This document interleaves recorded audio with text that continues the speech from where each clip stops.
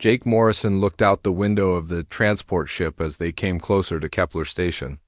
The massive structure looked like a giant metal flower floating in space. Its long arms stretched out in all directions with thousands of lights blinking across its surface. Ships of every size and shape moved around it like busy insects. "Dad, is that really where we're going to live for 3 months?" asked Katie, his 8-year-old daughter. She pressed her nose against the cold window, her breath making small clouds on the glass. "That's right, sweetheart," Jake said, putting his hand on her shoulder. "It's the biggest space station in this part of the galaxy. Over 2 million people from different worlds live and work there."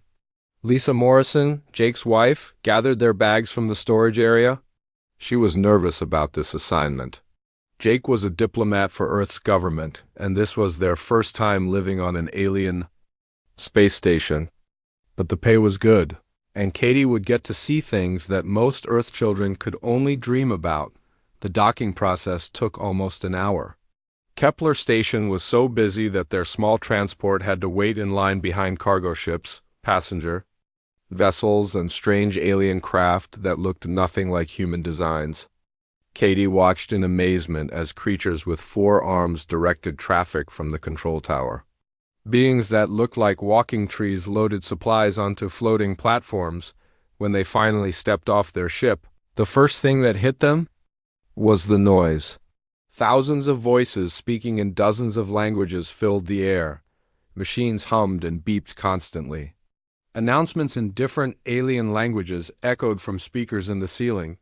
The second thing they noticed was the smell. It was not bad, just different. Sweet and metallic, like someone had mixed flowers with machine oil. Lisa wrinkled her nose, but Katie seemed excited by everything around her. "Welcome to Kepler Station," said a tall, blue-skinned alien wearing an official uniform. His name tag read Port Authority. He spoke perfect English, though his voice sounded like he was talking through water. "Commander Morrison, your quarters are ready in Section C. Please follow the green lights on the floor." They walked through the main corridor, pulling their bags behind them. Jake had studied pictures of the station, but seeing it in person was different. The ceiling was so high he could barely see it. Shops and restaurants lined both sides of the walkway. Alien families sat at tables eating foods that Jake could not identify. Katie stopped suddenly and pointed up. "Dad, look at that!" Above them, a creature that looked like a giant butterfly with silver wings was flying through the air. It had 6 arms and was carrying a small alien child on its back. The child was laughing with joy. "Those are the Skylords from the Andara system," Jake explained. "They don't like to walk when they can fly." They found their new home in Section C. It was smaller than their house on Earth, but it had a great view of space through a large window. Katie immediately claimed the small bedroom and started unpacking her toys and books for the first week. Everything went well. Jake attended meetings with other diplomats. Lisa found work in the station's medical center, helping with translation between human and alien patients. Katie made friends with alien children in the station's school program. The trouble started. On a Tuesday morning, Jake was in a meeting with the Galactic Trade Council when the first alarm sounded. It was a low, steady tone that made everyone stop talking and look around nervously. "What does that mean?" asked Jake. "Incoming ship in distress," replied Vexstar, the leader of the meeting. Vexstar looked like a large lizard with golden scales. "Probably nothing serious. This happens once or twice a week." But then a second alarm started. This one was higher and faster. Vexstar's golden scales turned pale yellow. "That is different," he said quietly. The third alarm was unlike anything Jake had ever heard. It was a sound that seemed to come from the walls themselves, a deep roar that made his teeth hurt and his heart race. "Emergency evacuation protocol," Vexstar said, standing up so fast his chair fell over. "Everyone must leave this area immediately." Jake ran toward Section C, pushing through crowds of panicking aliens. The hallways were filled with beings running in all directions. Some were screaming in languages he did not understand. Others were trying to call loved ones on their communication devices. When he reached his family's quarters, Lisa was already packing emergency bags. "What's happening?" Jake asked. I don't know, Lisa said, throwing medical supplies into a bag. They announced over the speakers that everyone in sections C through G needs to evacuate immediately. Where's Katie? Jake felt his stomach drop. I thought she was with you. She went to the library in section D 2 hours ago. She was supposed to be back by now. They both looked at each other with the same terrible thought. Section D was exactly where the evacuation was happening. Jake grabbed his communication device and tried to call Katie, but the networks were overloaded. Thousands of people were trying to contact each other at the same time. I'm going to find her, Jake said. I'm coming with you. Lisa replied. They ran through the corridors toward Section D. The crowds were moving in the opposite direction, making it hard to push forward. Emergency lights flashed red and white, making everything look strange and scary. As they got closer to Section D, they could hear a new sound. It was like metal being torn apart, mixed with a roar that sounded like an angry wild animal. The sound was so loud and frightening that even the bravest aliens were running away as fast as they could. Station security officers in heavy armor were setting up barriers in the hallways. Their faces were pale with fear, and their hands shook as they held their energy weapons. Sir, you cannot go any further, one of them said to Jake. There is a Class 5 emergency in progress. My daughter is in there, Jake said. I have to find her. Sir, nothing can survive what is in there. I'm sorry. But Jake could not accept that. Somewhere beyond those barriers, in the chaos and destruction, his 8-year-old daughter was alone and scared. He had to find her, no matter what kind of monster was waiting for him in the darkness ahead. Katie Morrison had been reading a book about space explorers when the alarm started. She was sitting in her favorite corner of the library, a quiet spot between the history section and the big windows that looked out at the stars. The library was almost empty except for a few alien students and the librarian, a friendly creature with tentacles instead of arms. When the first alarm sounded, Katie looked up from her book. The librarian moved quickly to a computer terminal, her tentacles dancing across the controls with amazing speed. All children must return to their families immediately, the librarian announced in her musical voice. Emergency protocols are now in effect. Katie packed her books into her small backpack and started walking toward the library exit. But before she could reach the door, the second alarm began. This one was much louder and more frightening. The lights in the library began flashing red. The alien students ran past her, moving much faster than any human could. Their long legs carried them quickly toward the emergency exits. Katie tried to follow them, but her short human legs could not keep up. Then the third alarm started, and everything changed. The sound was so terrible that Katie had to cover her ears with her hands. It was like a giant monster roaring in pain and anger.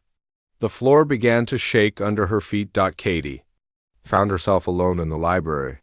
She tried to go back the way she came, but the main corridor was blocked by a heavy metal door that had slammed shut automatically. Emergency lights flashed everywhere, making scary shadows on the walls. She remembered what her father had taught her about emergencies. Stay calm, find another way out.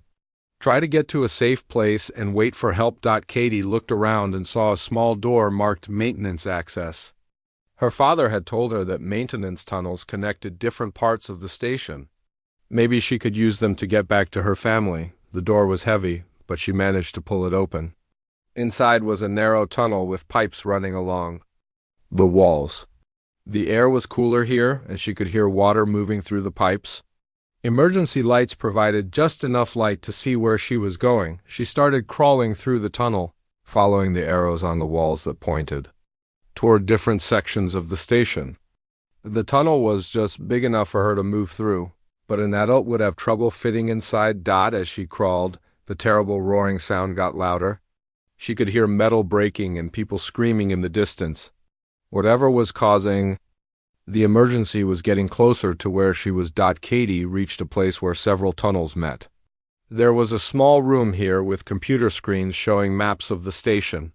She could see red lights blinking in Section D, right where she was. The computer was showing something it called Hostile Entity Detected. She was trying to figure out which tunnel would take her home when she heard something that made her blood freeze. Heavy footsteps were coming down the main corridor outside the maintenance room, but these were not normal footsteps. They sounded like someone dropping heavy rocks on metal floors. Crash, crash, crash. Each footstep shook the walls around her. Dust fell from the ceiling. The sound was getting closer and closer. Katie looked at the tunnels around her and realized with growing fear that she was trapped. The footsteps were coming from the direction she had entered. The other tunnels were too small even for her. The only way out was through a door that led back to the main corridor. The footsteps stopped right outside the maintenance room. Katie held her breath and tried to make herself as small as possible. She hid behind a large computer console and waited. For a long moment, everything was quiet except for the humming of machines and the distant sound of alarms. Then something began tearing the door apart. Metal screamed as huge claws ripped through the thick door like it was made of paper. Sparks flew as electrical cables were cut. In seconds, the door was completely destroyed. A massive creature stepped into the small room. Katie had never seen anything so big and frightening in her life. It stood on two powerful legs and had 4 arms, each one ending in claws as long as kitchen knives. Its skin looked like black stone with blue lines running through it like lightning. Most terrifying of all were its eyes. It had 4 eyes, 2 on each side of its head, and they glowed with a cold blue light.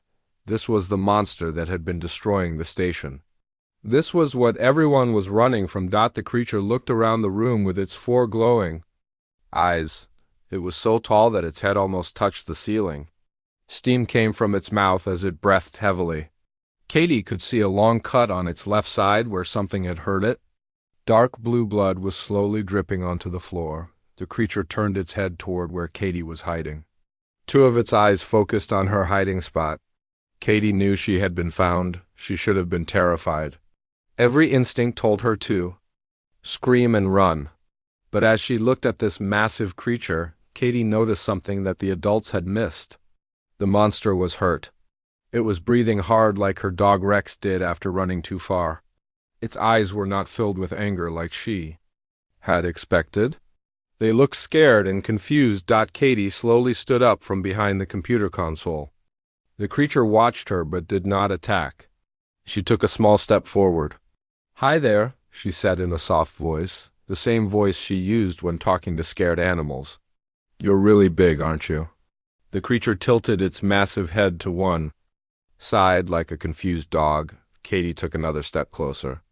The creature could have killed her easily with one swipe of its claws, but it just watched her with its glowing blue eyes. "You're hurt," Katie said, pointing to the cut on the creature's side. "That looks like it really hurts." "I'm sorry someone hurt you." The creature made a sound deep in its throat. It was not the terrible roar she had heard before. It sounded almost like it was trying to talk to her. Katie could see that the creature was very tired. Its breathing was heavy, and it was leaning against the wall for support.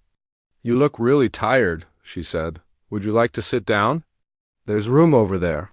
She pointed to an empty space near the wall. The creature looked where she was pointing, then looked back at her. Katie patted the floor with her hand, the same way she did when she wanted her dog to come closer. "Come on, big guy," she said gently. "You can sit down here." "It's okay." The massive creature looked at her for a long moment. Then slowly and carefully it moved to where she had pointed.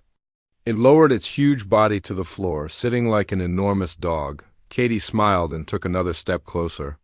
The creature that had terrified an entire space station was now sitting quietly, watching a small human girl with curious eyes. "There you go," Katie said.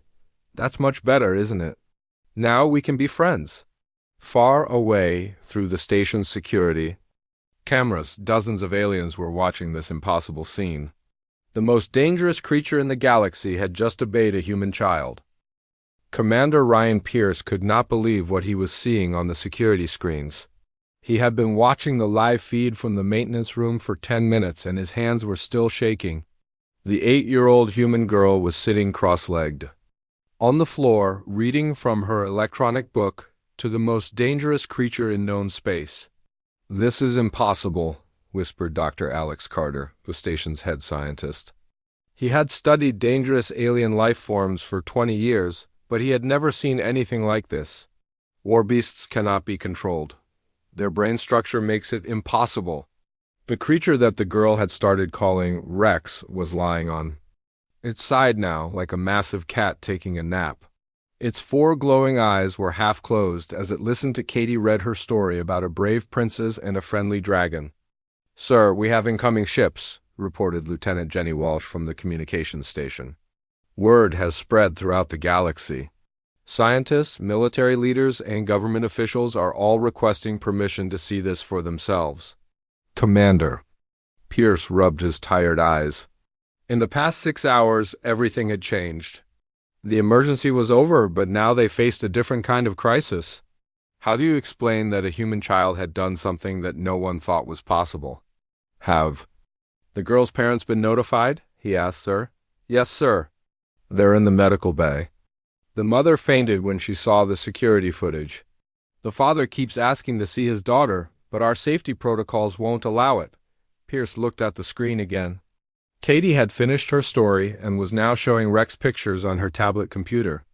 The massive creature leaned its enormous head closer to see the small screen, being very careful not to get too close to the fragile human child. "Sir, Dr. Carter from the Galactic Research Institute is here," announced Lieutenant Walsh. "He says he flew here as fast as he could when he heard the news." Dr. Carter was a small, thin man with gray hair and excited eyes.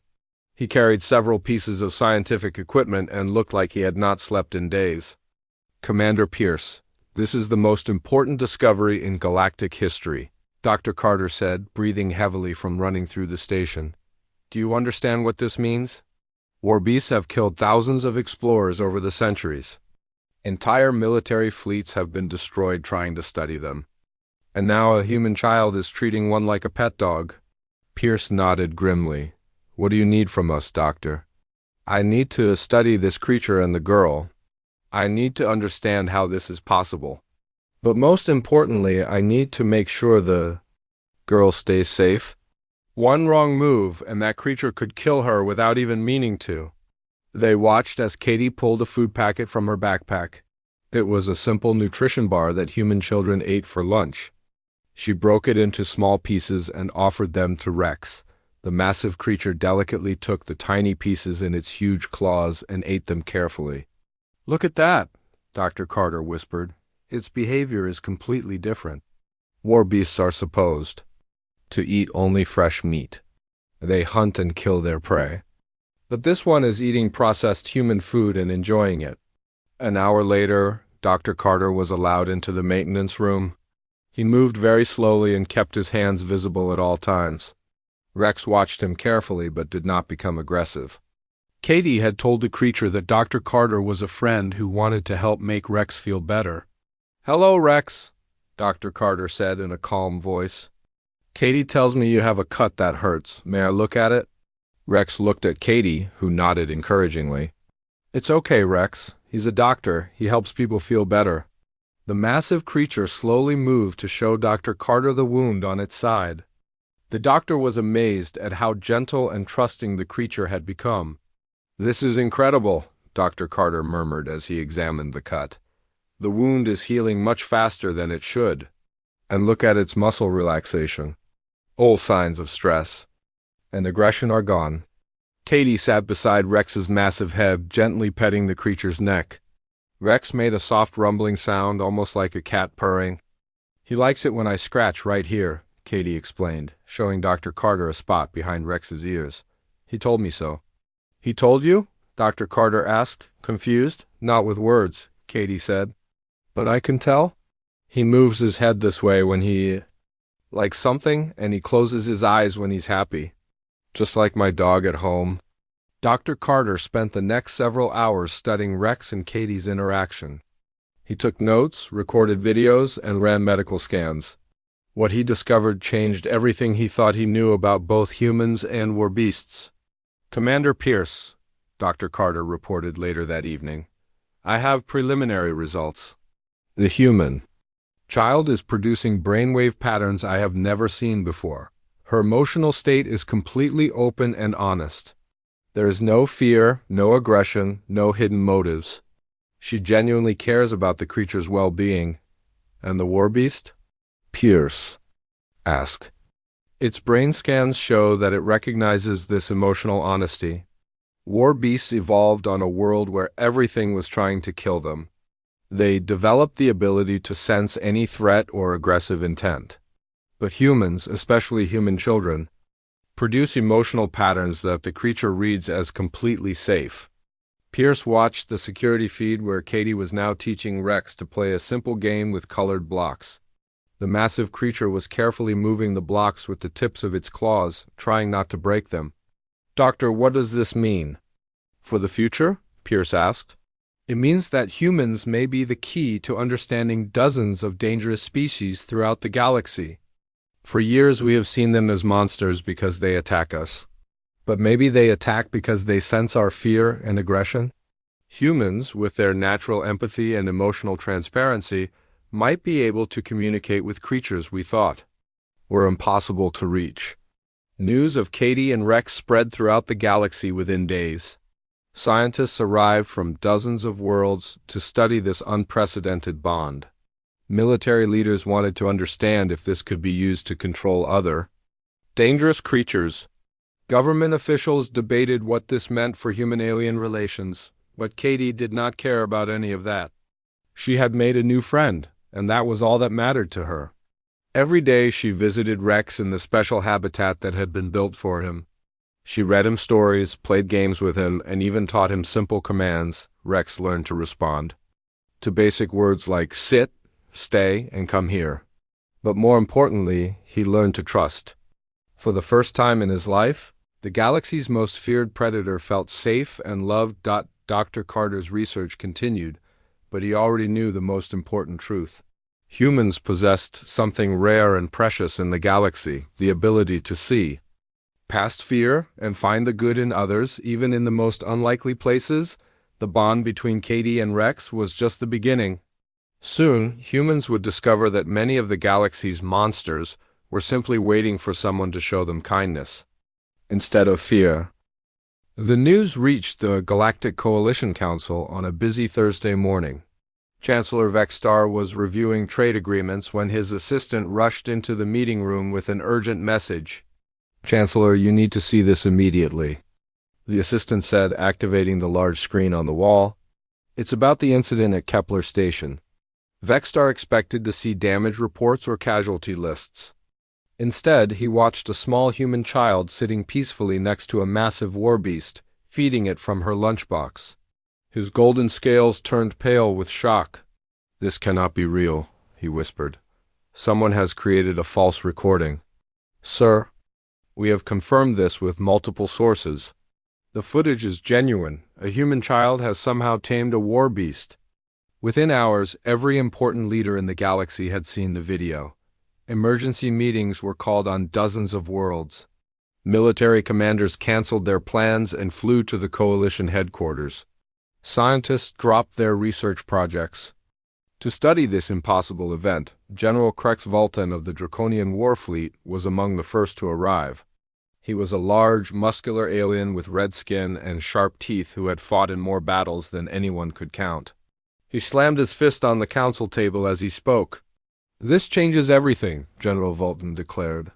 "For 300 years, we have lost ships trying to get the quantum crystals from Vorthok Prime. Those warbeasts have killed thousands of our best soldiers. But if humans can control them, we can finally win that war." "You want to use children as weapons?" asked Ambassador Elena Rodriguez, Earth's representative to the coalition. She was a calm, intelligent woman who had spent years building peaceful relationships between humans and other species. "Not as weapons," General Vultan replied, "as controllers. We train human children to command warbeasts, then use them to capture the creatures. Imagine having an army of warbeasts fighting for us instead of against us." Elena stood up, her face serious and determined. "General, you clearly do not understand humans. What makes us special is exactly what you want to destroy. We do not control other beings. We connect with them through love and trust. Love and trust do not win wars. General Volton said with a sneer. Maybe that is why you keep losing them, Elena replied quietly.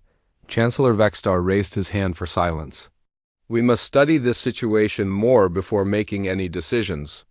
I am ordering a full investigation into human abilities and their potential applications. Meanwhile, back at Kepler Station, more strange events were happening. Word had spread throughout the station about Katie and Rex. Families with dangerous pets that had been causing problems began bringing them to see if other human children could help. Billy Chun was a 12-year-old boy whose family ran a restaurant on the station. They had been having trouble with a shadow wraith that lived in the lower levels of their section. Shadow wraiths were creatures made of dark energy that fed on fear and negative emotions. This one had been scaring customers and making strange noises at night. Station security had tried everything to get rid of the shadow wraith, but energy weapons passed right through it and it just kept coming back. The Chun family was thinking about closing their restaurant and moving to a different section. When Billy heard about Katie and Rex, he had an idea. He went down to the lower levels where the shadow wraith lived, carrying a small flashlight and a bag of his mother's homemade cookies. "Hello," Billy called out into the darkness. "I know you're here. I brought you something." The temperature in the hallway dropped suddenly. Billy's breath became visible in the cold air. A dark shape began forming in the corner, growing larger and more solid. Two glowing red eyes appeared in the center of the shadow. Most people would have run away screaming. But Billy had watched the videos of Katie with Rex, and he understood something important. Just because something looked scary did not mean it was evil. "You must be really lonely down here," Billy said, sitting down on the floor. "It's dark and cold, and everyone runs away when they see you. That would make me sad too." The shadow wraith moved closer, but it did not attack. Billy could feel its confusion and curiosity. "I brought cookies," Billy said, opening his bag. "No, you probably don't eat food like we do, but my mom made them with love. Maybe you can feel that." Billy placed a cookie on the floor and backed away. The shadow wraith approached carefully and touched the cookie with a tendril of dark energy. For a moment, the creature's red eyes flickered, and Billy thought he saw something like surprise in them. From that day forward, the shadow wraith stopped scaring people. It would sometimes appear near the restaurant, but instead of frightening customers, it seemed to be protecting them. Billy would leave cookies for it every evening, and the creature would make soft sounds that almost sounded like thank you. Similar events began happening all over the station. 9-year-old Amy Foster befriended a crystalline hunter that had been captured for scientific study. These creatures were known for being impossible to contain, but Amy taught it to play simple games and even to dance to music. 7-year-old Mark Davis helped calm a group of void moths that had been damaging the station's electrical systems. Instead of fighting them, he discovered that they were attracted to certain types of music and helped create a special area where they could live peacefully. Dr. Carter documented each case carefully. His research was showing a clear pattern. Human children, with their natural innocence and empathy, could form bonds with creatures that had terrorized the galaxy for centuries. "The key is emotional honesty," Dr. Carter explained to Commander Pierce. "Adult humans have learned to hide their feelings and intentions. We have developed complex social behaviors that confuse other species. But children are completely open about their emotions. They feel genuine care and curiosity with no hidden agendas." News of these events reached the Coalition Council quickly. The debates became more intense as more evidence piled up. "We cannot ignore this," Chancellor Vextar said during an emergency session. "Humans have demonstrated abilities that could change the balance of power in the galaxy. We must decide how to respond." Some council members wanted to restrict human travel and study them like laboratory animals. Others wanted to recruit human families to help solve problems with dangerous species on their worlds. A few even suggested that humans should be placed in positions of leadership because of their unique gifts. General Volton remained focused on military applications. "The Hive Mind Collective is still expanding toward our space. They have consumed 17 worlds in the past year. If we could use Warbeasts and other creatures to fight them, we could save millions of lives. And if we try to turn this gift into a weapon, we will destroy the very thing that makes it work, Elena argued. You want to take children away from their families and train them to control monsters. That is not connection, that is slavery. The debate continued for days. Meanwhile, requests were pouring in from across the galaxy. Worlds that had been quarantined because of dangerous creatures wanted human families to come and help. Mining companies wanted to hire humans to deal with the monsters guarding valuable resources. Even peaceful planets were curious about what other abilities humans might possess back on Kepler Station. Katie continued her daily visits with Rex. She was unaware of the great debates happening about her gift. She just enjoyed spending time with her large friend, reading him stories and teaching him new games. But change was coming. The galaxy had discovered that humans were more special than anyone had realized, and everyone wanted to know what that meant for the future. 3 weeks after the events at Kepler Station, the Galactic Coalition made a decision that would change everything. They would organize an expedition to Vorthik Prime, the most dangerous planet in known space. If humans could really connect with Warbeasts, this would be the ultimate test. Jake Morrison received the invitation personally from Ambassador Elena Rodriguez. She came to their quarters on Kepler Station with a serious expression on her face. Jake, the Coalition wants your family to volunteer for something very important, Elena said. But I have to be honest with you, it's also very dangerous. Jake. And Lisa listened as Elena explained the plan. A scientific expedition would travel to Vorthik Prime to study the Warbeast home world. Katie would be the first human to attempt contact with wild Warbeasts in their natural environment. Absolutely not, Lisa said immediately. We're not taking our 8-year-old daughter to the most dangerous planet in the galaxy. Mom, I want to go, Katie said from the doorway. She had been listening to the conversation. Rex was with her, having to duck down to fit through the doorway of their quarters. Katie, you don't understand how dangerous this could be, Jake said gently. But Rex understands, Katie replied. He's been trying to tell me about his home. He misses the other Warbeasts. He wants to see his family again. Rex made a soft rumbling sound and nuzzled Katie's shoulder with his massive head. Over the past weeks, their bond had grown even stronger. Katie seemed to understand Rex's emotions and needs in ways that amazed the scientists. The expedition will have the best safety equipment available, Elena explained. Captain Ryan Pierce will command the mission aboard the exploration ship. New Horizon will have a full medical team, security forces, and emergency evacuation procedures. Lisa looked at her husband, then at her daughter. Katie's eyes were bright with excitement and determination. She truly believed she could help, and her confidence was hard to argue with. If we say yes, and something happens to Katie... Jake began. If we say no, and other children are sent instead, and something happens to them, how will we feel then? Katie asked quietly. It was a wise question from someone so young. Jake realized that his daughter understood the importance of what she could do. After much discussion, the Morrison family agreed to join the expedition. Rex would come with them, along with Dr. Carter and a team of the galaxy's best scientists. The New Horizon was a state-of-the-art exploration vessel designed for dangerous missions. It had powerful shields, advanced medical facilities, and enough firepower to fight off most threats. Captain Pierce was a veteran explorer who had survived encounters with some of the galaxy's most dangerous creatures. I've read all the reports about Vorthik Prime, Captain Pierce told the team during their briefing. No expedition has ever lasted more than 6 hours on the surface. The Warbeasts attack anything that lands on their world. Ships are destroyed, crews are killed, and survivors are extremely rare. The journey to Vorthik Prime took 5 days. During the trip, Katie spent time with Rex, preparing for what they might find. Dr. Carter continued his research, studying how Katie and Rex communicated. It's not telepathy, Dr. Carter explained to the crew. It's something much more basic and powerful. Katie reads Rex's body language, sounds, and emotional state with incredible accuracy.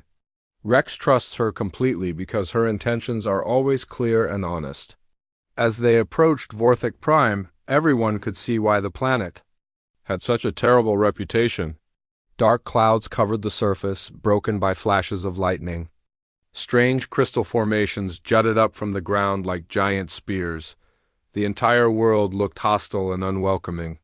Sensors are detecting multiple large life forms on the surface, reported Lieutenant Commander Sarah Kim. At least 50. Warbeasts within a 10-kilometer radius of our planned landing site. Captain Pierce turned to Katie. Are you sure you want to do this? It's not too late to turn back? Katie looked out the window at the scary planet below, then at Rex, who was watching her with his 4 glowing eyes. Rex says his family is down there, Katie said simply. He says they're not mean. They're just protecting their home because strangers always try to hurt them. The landing shuttle was specially designed with extra armor and shields. As they descended through the stormy atmosphere, everyone could feel the tension building. Even Rex seemed nervous. Making soft whining sounds that Katie had never heard before, they landed in a clearing surrounded by towering crystal formations. The shuttle's sensors immediately detected movement in the nearby rocks. Captain Pierce and his security team prepared their weapons, but Katie asked them to stay inside the shuttle. If they see guns, they'll think we're here to fight, Katie explained. Let me talk to them first. Katie and Rex stepped out of the shuttle together. The air on Vorthek Prime was thin and cold, and the gravity was slightly stronger than what Katie was used to. She wore a special breathing mask and protective suit, but she tried to move naturally and calmly. Almost immediately, 7 massive shapes emerged from behind the crystal formations. These were wild warbeasts, larger and more powerful than Rex. Their armor-like skin was darker, and their eyes glowed with an intensity that made Katie's heart race. The largest warbeast, clearly the leader of the pack, stepped forward. It was bigger than Rex, with scars across its face and a broken horn that spoke of many battles. Its 4 eyes focused on Katie with an intelligence that was both alien and familiar. Katie could feel Rex trembling beside her. He was scared of the pack leader, but he was trying to be brave for her sake. Hello, Katie said in her gentlest voice. My name is Katie, and this is my friend Rex. We came here to meet you. The pack leader tilted its massive head and studied her carefully. The other warbeasts spread out around them, but they did not attack. They seemed curious about this tiny being who showed no fear. Katie slowly reached into her backpack and pulled out some of the nutrition bars that Rex loved. She offered them to the pack leader with an open palm. Rex really likes these, she said. Maybe you would too. The pack leader looked at the food, then at Rex, then back at Katie, very carefully. It reached out with one massive claw and took a small piece of the nutrition bar. It tasted it slowly, its 4 eyes never leaving. Katie's face, for a moment that felt like forever, the fate of the expedition hung in the balance. Then the pack leader made a decision that would change galactic history. It lowered its enormous head and gently nuzzled Katie's outstretched hand. The other warbeasts relaxed immediately. They began moving closer, their curiosity overcoming their caution. Katie found herself surrounded by creatures that had terrified the galaxy for centuries, and all they wanted was to understand this strange little being who treated them with kindness. Inside the shuttle, Dr. Carter was recording everything with shaking hands. This is impossible, he whispered. These creatures have never shown submission to any living being, but they're treating her like ... Like a pack leader, Captain Pierce finished. She's not controlling them. She's leading them. The expedition to Vorthek Prime lasted for 2 weeks instead of the planned 3 days. What they discovered changed everything that the galaxy thought it knew about Warbeast. Katie spent hours each day with the pack of wild warbeasts, with Rex. Translating through body language and sounds, she began to understand their complex social structure. The pack leader, whom she named King because of his proud bearing, became her guide to understanding warbeast culture. Dr. Carter worked frantically to document everything he observed. They're not mindless killing machines, he told Captain Pierce on the 5th day. They have families, traditions, and even art. Look at these crystal formations they've carved. Around the Warbeast settlement, massive crystals had been shaped into beautiful sculptures. Some showed the history of their people, while others seemed to be purely decorative. The Warbeasts had created a civilization, hidden from the galaxy for thousands of years. But why do they attack every ship that comes? Here? Captain Pierce asked. Katie had been wondering the same thing. When she asked King about it through Rex, the answer was heartbreaking. He says they're protecting something, Katie told the expedition team. Something that bad people tried to take away from them long ago. King led Katie and Rex to a special place deep in the crystal caves. Inside was a chamber filled with glowing stones and ancient markings on the walls. Dr. Carter's translation equipment worked overtime to decode the alien writing. These are historical records, Dr. Carter explained, his voice filled with excitement and horror. They tell the story of the Warbeast's origin. They weren't originally from this planet. The truth was more terrible than anyone had imagined. Thousands of years ago, an advanced civilization called the Vakari had created the Warbeasts as living weapons. They had been designed to be the perfect soldiers, intelligent, loyal, and nearly indestructible. But the Vakari had made one crucial mistake. They had given the Warbeasts the capacity for emotions, thinking it would make them more effective fighters. Instead, it made them realize they were being treated as slaves. The Warbeasts rebelled against their creators, Dr. Carter read from the translated text. They escaped from the Vakari worlds and found this planet where they could live free, but the Vakari kept sending hunters to capture them and bring them back. Katie looked at King with new understanding. You thought we were hunters too, she said softly. You were just trying to protect your families. King made a sound that Rex translated as sadness mixed with hope.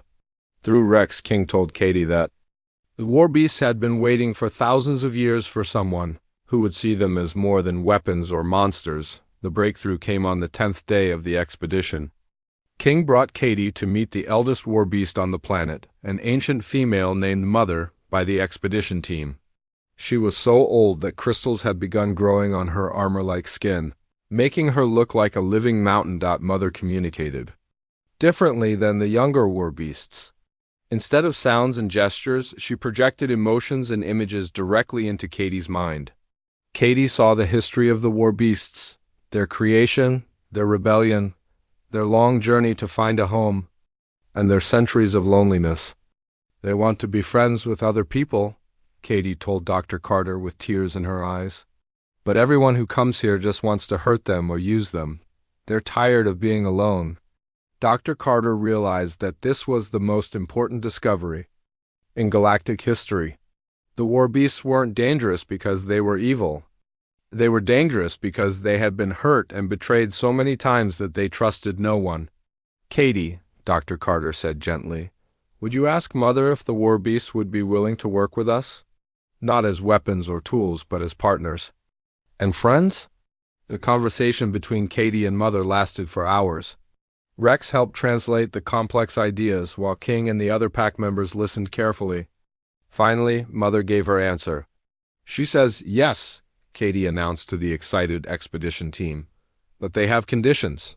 No one can force a Warbeast to do anything they don't want to do. They want to help protect other worlds from real dangers. But they won't fight in wars unless those wars are to protect innocent people. And most importantly, they want human friends to help them talk to other species. Captain Pierce contacted the Coalition Council immediately. The news sent shockwaves throughout the galaxy. The most feared creatures in known space wanted to become allies and protectors. The journey home took on a carnival atmosphere. 3 young Warbeasts volunteered to come back with the expedition to serve as ambassadors. Katie worked with Dr. Carter to create the first human Warbeast translation guide. Rex became the first official Warbeast diplomat. When they arrived back at Kepler Station, they found that the galaxy had already begun to change. Reports were coming in from dozens of worlds where humans had successfully made contact with other dangerous species. On the ice world of Frostheim, a human family had befriended the legendary ice wraiths, discovering that they were actually gentle guardians of ancient knowledge. In the asteroid fields of the Broken Ring, human miners had formed partnerships with the crystal spiders, who turned out to be master engineers. Elena Rodriguez met them at the docking bay with amazing news. The Coalition Council has voted to establish the Human-Alien Friendship Initiative, she told Jake and Lisa Morrison. Humans will be officially recognized as ambassadors to dangerous species throughout the galaxy. What does that mean for our family? Lisa asked. It means Katie has become the most important 8-year-old in galactic history, Elena replied, with a smile. If she wants to, she become the first ambassador to the Warbeast Alliance. Katie looked at Rex, who made his happy purring sound. King and the other Warbeasts were already making friends with the alien children on the station. The species that had terrorized the galaxy for centuries were now playing gentle games with youngsters from a dozen different worlds. 6 months later, Katie Morrison stood on the observation deck of the ship Friendship, the first vessel designed and built jointly by humans and Warbeasts. She wore the simple uniform of a galactic ambassador, though she had insisted on keeping her favorite sneakers. Beside her stood Rex, now wearing ceremonial armor that marked him as her official partner and friend. Through the large windows, they could see their destination, a previously unexplored system where strange creatures had been detected. Ready for another adventure, Rex? Katie asked. Rex made his happy sound and gently touched her shoulder with one massive claw. Together, they watched the stars grow larger as their ship moved toward the unknown. In the months since Vorthak Prime, the galaxy had discovered something wonderful. Most of the creatures they had feared were simply misunderstood. Pirates and, real monsters still existed, but now they faced an unlikely alliance. Humans with their gift for friendship, and their powerful alien partners who had finally found beings worthy of their loyalty. Katie had proven that sometimes the best way to defeat a monster was not with weapons or force, but with a simple word, friend. The galaxy was a much less lonely place because an 8-year-old girl had seen past fear and anger to find the gentle heart that beat inside even the fiercest beast. And as their ship jumped into hyperspace toward new adventures, Katie knew that this was just the beginning of a beautiful friendship between all the species of the galaxy.